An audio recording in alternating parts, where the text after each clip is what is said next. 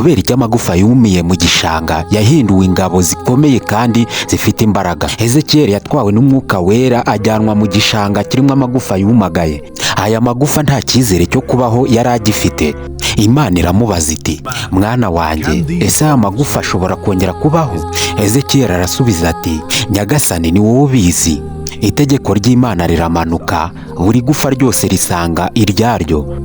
Kubera ijambo rimwe Imana yari ivuze, buri gufa ryasanze iryaryo gufa birifatanya. Nuko umwuka wera uzenguruka ya magufa yose, ariko aguma atarahumeka.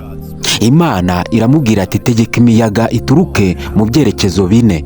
Ezekiyeli akurikiza ibyo Imana imubwiye, nuko ya miyaga iraza, abantu barahaguruka batangira guhumeka.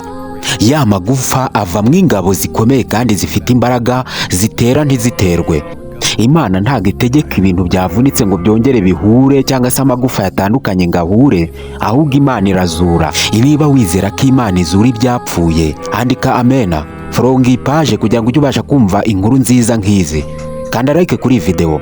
Niba nta mutima mubi ukunda zino nkuru, fata telefone yawe ufungure urubuga rwa YouTube wandikemo Ibyamamare TV 23 ukande kuri subscribe.